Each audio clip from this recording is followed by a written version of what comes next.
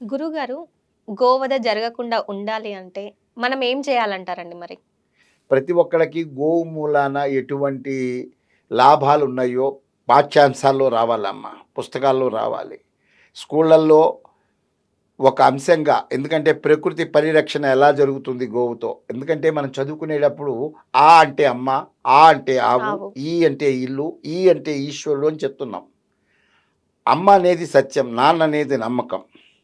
అమ్మ తర్వాత ఉన్న తల్లి గోమాత. గోమాత మూలాన ఆవిడ్ని నువ్వు నమ్ముకుంటే నీ ఇల్లు గడుస్తుంది. నువ్వు ఎలాగైనా ఈశ్వరుడి దగ్గరికి వెళ్ళిపోతావు. అంటే పుట్టుక, చావు అనేది ఏ మనిషికైనా సహజం కాబట్టి ఈ అమ్మ అమ్మ, ఆవు, ఇల్లు, ఈగ అనేది ఈశ్వరుడు అనేది ఏదైతే ఉందో ఇదే మన జీవితం. కాబట్టి ప్రతి స్కూల్లోనూ అంశాలలో గోవు యొక్క విశిష్టతని, గోవు యొక్క వైవిధ్యాన్ని అన్నిటినీ గనక చెప్పుకుంటూ ఇది మనకి ఎలా ఉపయోగపడుతుంది అనే విషయాలు సైంటిఫిక్గా చెప్పాలి.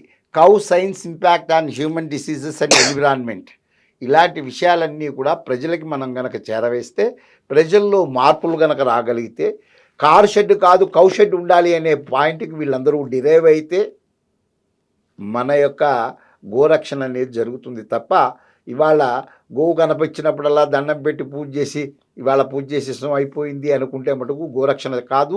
ఇదే విధంగా చరవణంగా ఎప్పుడూ గోహింస జరుగుతూనే ఉంటుంది. ఇది అరికట్టాలని ప్రభుత్వాలను చట్టాలు అమలు చేయాలి.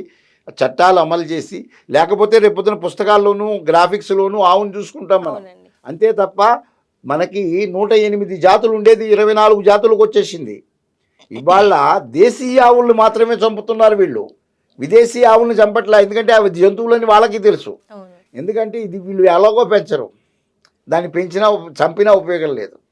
కాబట్టి పింక్ రివల్యూషన్ని మాని మిల్క్ రివల్యూషన్ రావాలి. దానికి గోమాత బతకాలి. గోవధ జరగకుండా ఆగాలని గోవు యొక్క ప్రాముఖ్యతను తెలియజేసినందుకు ధన్యవాదాలు గురుగారు. జై గోమాత, జై గోమాత.